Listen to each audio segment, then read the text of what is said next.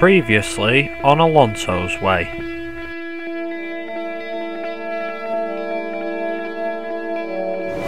So it's 5 red lights here at Sochi. It's lights out and away we go. And we got a pretty decent start as per usual, but obviously the Mercedes of Hamilton and Rosberg, left and right, as you see, Hamilton gets past us. Rosberg takes a cheeky dive up the outside and gets a hold of second, but going into his first corner, what's the results going to be coming out the first corner? Rosberg runs a bit wide and managed to overtake him again for second place. But coming around the last 2 corners, you see Hamilton's gone a bit wide and we're going to lunge it up the inside to take the lead on the last corner on the first lap. As we come around the last 2 corners here at Sochi, and we're going to come across the last corner now, and we're going to come across the line for our 5th win in a row at Sochi.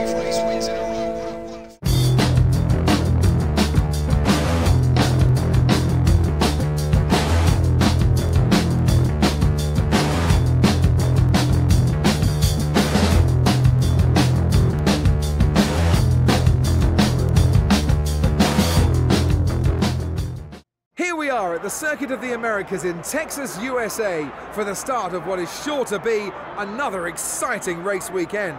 It's really good to be back in America at a circuit that's quickly becoming very popular with both the fans and the drivers. Not only is it an interesting track to drive on, but it also provides a number of really good overtaking opportunities. The straight just before turn 12 is a great place to overtake. It's within the first DRS zone, so the cars can easily close the 1-second gap and get in front before the corner. And if you aren't quite close enough for the move, have a go anyway and see if you can force the other driver into a possible mistake. Watching some of the cars attack the high-speed corners, it occurred to me that this might be one of the more awkward tracks to prepare a car for. Do you go for top speed over grip, or do you look to maximise performance in all the corners? This is the kind of track that rewards good aero, so Red Bull and Mercedes should go well here. To be honest, they go well at most tracks, but their downforce package is so efficient that they could enjoy an even bigger advantage. Hey guys, I'm Viper and welcome back to Alonso's Way. This is episode 16, I believe, out of 19. So we're into the last 4 races, aka the last quarter of the season. So this season's gone pretty quick, and I'm pretty happy with the way this series has gone. Not just because of the fact that we're winning races left, right, centre currently, but also because of the amount of support I've had on it, and it's also been my first proper series that I've ever done an F1 game. So I'm quite glad in that sense that I've actually done this series. I hope that I don't lure any guys away, any of you guys away, or girls. There could be girls watching. But the main talk about today, as you join us in US practice, of course, in the background, is that a couple of things that what's going to be happening after this series. So obviously this series has only got a few episodes left once it's done. Of course we've got testing, which will actually reveal a couple of things as well, some interesting things you might find, but yeah, not spoiling anything there. Obviously that'll be the actual full last episode of Alonso's Way. Like I said, the thumbnails will update as the season progresses, so I hope you guys enjoy them episodes to come and the final testing of this series. Now, just briefly, what's going to be happening after this series is finished, as we come through the end of Sector 2 now, is that the Arrows return. So you remember that series that I started quite a while back? That's going to be returning, and also Evolution of McRae Season 3. So a rallying series, my famous rallying series, will be coming back to the channel. So I'm quite happy to see those two series return to the channel. So I'm looking forward to doing them episodes again, because they were actually a lot of fun, but the game was pretty hard. So there'll be a lot of new surprises as we come around the last corner for the first practice lap, opening the DRS, coming across the line to a 1:44.424. However, coming across the second lap, which we actually went quicker, see Hamilton's top the timesheets, and we go across the line to do a 1:43.366, I believe it is. And I'll now hand you over to the race, to the qualifying.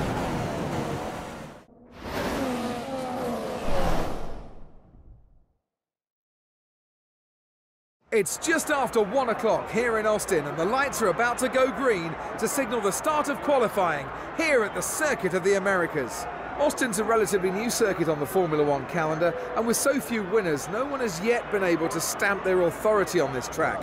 There isn't any one driver that you can guarantee will dominate here. This year there are so many drivers who could get onto pole position by the end of today's qualifying session.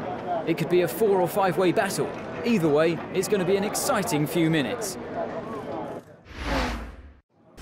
Okay, so qualifying for the United States Grand Prix at Circuit of the Americas as we open the DRS to come across the line, start our qualifying lap. Hamilton already in front, which is not surprising considering our lack of straight line speed. Going through the first corner, we might be able to make up some positions, we usually do. Actually made up 5 as we were P8 and now we're into P3. However, obviously, take no notice of the position counter, obviously it's the position at end that matters. Obviously the race pace, it'll determine everything. And as we go through the end of Sector 1, as you can see, we're caught right up to Hamilton, and I believe we were actually quickest in Sector 1. But going through Sector 2, we've obviously got this set of corners, which I'm not exactly fond of. I don't mind that bit of the circuit, but I'm not fond of them corners in particular. And the second DRS straight is obviously one where we'll get hurt quite a bit. And I actually accidentally changed down a gear there, so that actually cost me a bit of time. I should have stayed in second, but I moved out to first because I'm an idiot. And yeah, so ignoring that mistake, we're still in P3 luckily, and as we get down into the braking zone, going down into second gear, 60 mile an hour, not a bad corner actually, that hairpin, going through in Sector 2, and you see we're nearly 4 tenths off Lewis Hamilton, who's currently sat in P1 still. And going around this set of series, this is also a series of corners that's kind of hard to get right. When you do get it right, it feels that much more satisfying. But going through this long right-hander, and actually notice the set wasn't exactly great for that corner, because obviously, like I said, we struggled quite a bit with understeer, so that's something to keep in mind for the race as well. And coming around the last corner, we're going to get into P2. It doesn't look like it, but we set a purple last sector, so it obviously shows we've got good pace in the first sector and the third sector. So we're in P3 for tomorrow's race. Alonso seems happy. His crew chief there, Dave, or Jeff, I'm not sure what the hell he's called, is happy, and I'll hand you over to the commentators. It's been a mighty qualifying performance from Mercedes today, with both cars on the front row for the race tomorrow. They're going to be unstoppable in the race tomorrow. That's if they can stay 1-2 by the end of the first corner, as there are some fast starters behind them. So that's it for qualifying. As you can see, the two Mercedes lock out the front row as per usual. Ourselves, Fernando Alonso 3rd, Vettel 4th, Raikkonen 5th, so 2 Ferraris 4th and 5th. Then it's the 2 Williams separated by Red Bull, Daniel Ricciardo in between, Grosjean 9th, Nasser 10th. So a decent result for Sauber in the qualifying. Max Verstappen is currently sat in 11th, Nico Hulkenberg is sat in 12th in the Force India. That's your top 12. Danny Kvyat is in 13th, Toro Rosso Sainz is in 14th, our teammate Jensen Button 15th, Maldonado 16th, Perez and Ericsson line up 17th and 18th. Obviously the two Manners 19th and 20th. Looks like it's going to be an interesting race for tomorrow, and I hope Button manages to work his way up and get to the points. That's fingers crossed. But anyway, that's enough from me for qualifying. I hope you guys enjoyed the race, and I'll hand you back over to commentators of David Croft and Anthony Davidson.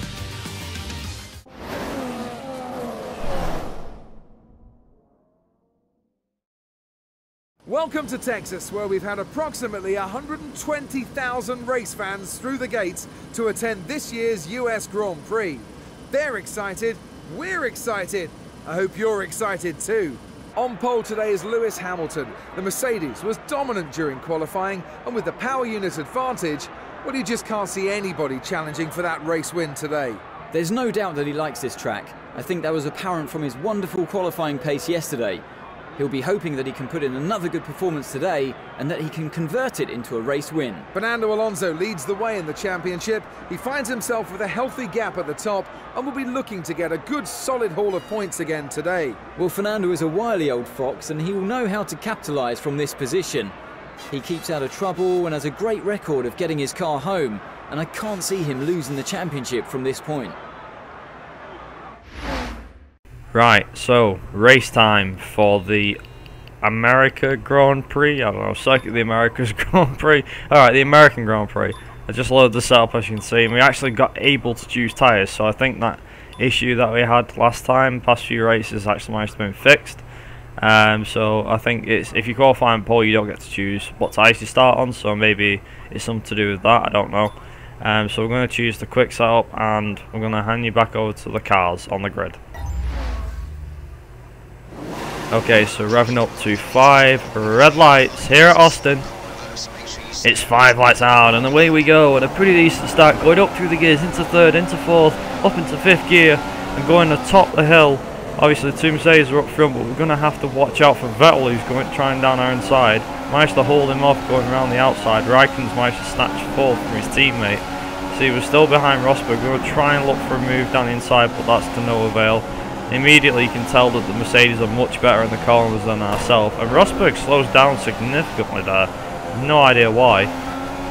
But moving a bit further on, obviously Rosberg's still there, and we go down his inside and actually snatch 2nd place. However, I believe he's still there. I actually checked in a minute, as you can see, I checked to make sure he wasn't there, so I wasn't cutting him off or causing a collision, you know, by cutting him off. So now it's all up to Hamilton up front to make a mistake or something like that in order for us to catch him. But you can already tell, look at what, you can already tell this is going to be a battle for the lead, because, well, battle for 2nd place at the moment, maybe a battle for the lead if something happens to Hamilton, but you know, at the moment it's not bad, you know, battle for 2nd, ourselves versus Rosberg. However, we are managing to fend him off quite well.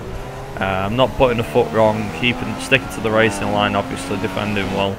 If he does try it down the inside, we will give him the space, of course, like we usually do. And obviously you sit with us through this 1st lap, of course, like you usually do. Yeah, this circuit is definitely one that probably matches our strength in terms of, like, you know, the corners, but I think straight line, obviously we still have that deficit. Mexico up next, and I don't think he'll be looking good for us in terms of straight line speed. The DRS zone there in the lap 1, going on to lap 2 now, but moving on to lap 4, and as you can see, Rosberg, this is actually where Rosberg tries to make a move around actually up the inside here. So actually when, I think we had a bad last corner, but Rosberg goes up the inside, he tries it, we keep it around the outside, so he's going to keep it around the inside. However, he does manage to slow down a bit, and that allows us to keep 2nd place, so that's pretty good for the race.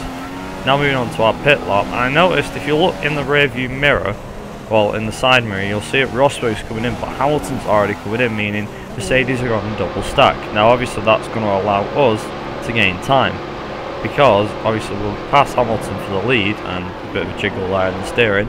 We'll change tyres, but Rosberg will get held up, because obviously they have to wait to get the fresh tyres, then they'll put them off on Rosberg's car. As you can see, the gap between me and Rosberg, it was dead small when we came in the pits, it's now absolutely massive coming out the pits.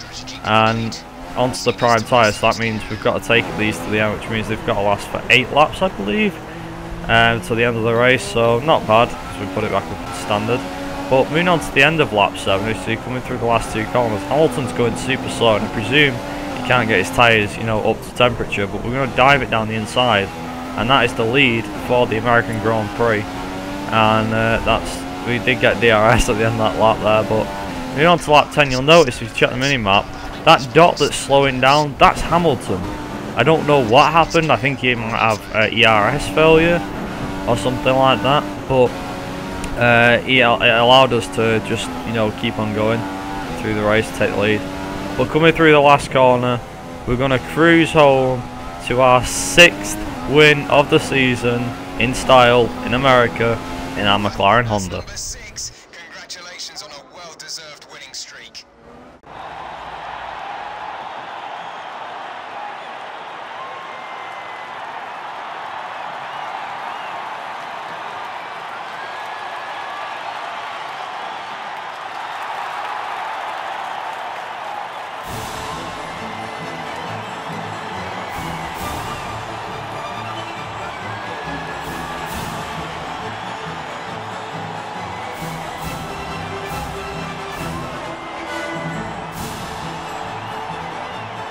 There was no answer to the pace of the McLaren today as the team from Woking chalk up another race win. You can't fault their commitment today. They really pushed hard and were rewarded with a race win. Fantastic achievement. After all this drama, you'd be mad not to join us for the next race.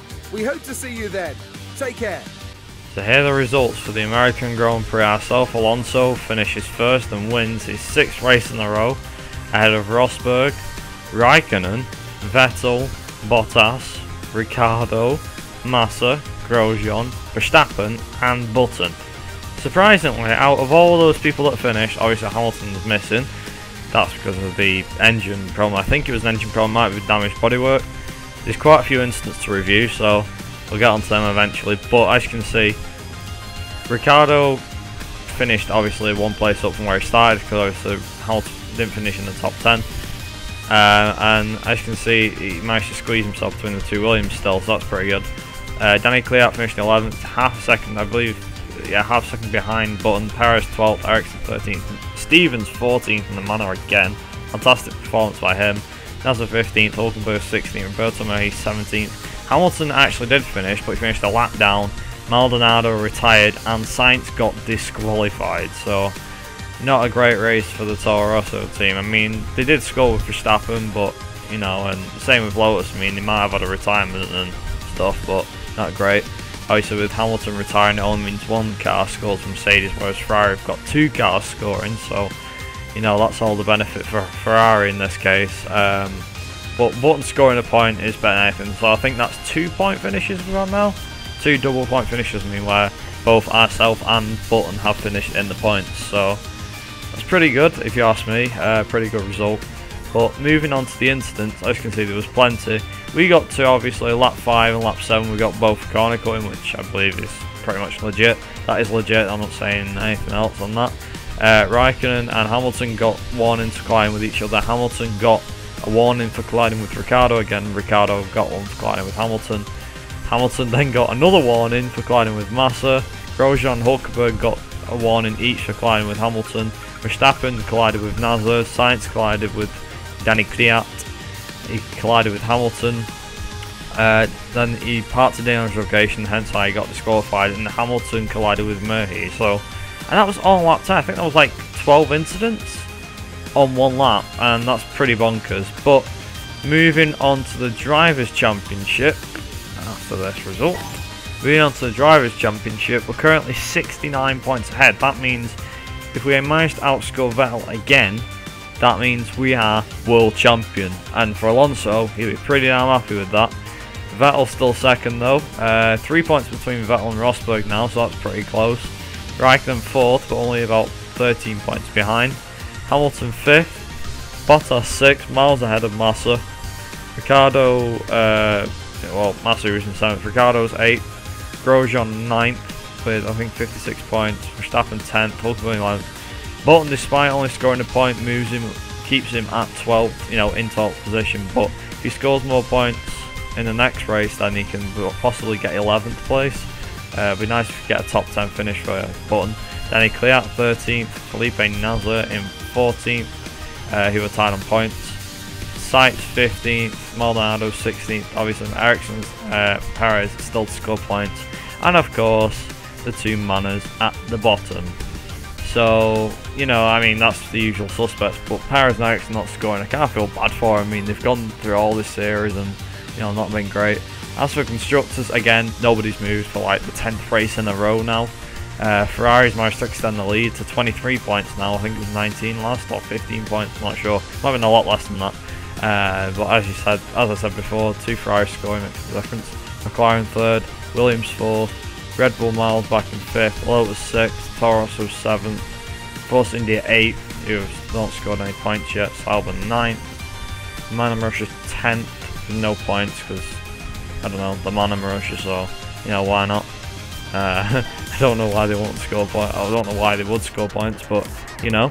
But yeah, that's been it for episode 16 now. 3 episodes to go, plus a testing episode means that we've got a lot to look forward to the next race. It's make or break in the championship as far as things are concerned. But yeah, as far as things go, I think Alonso's got 6 points. I believe 6.75, yeah, so that will guarantee him a win. But like, if he outscores Vettel next race, then he should do great. But apart from that, I've been Viper Racing, you guys have been awesome. I'll see you guys in Mexico for the next episode. Ta-ra.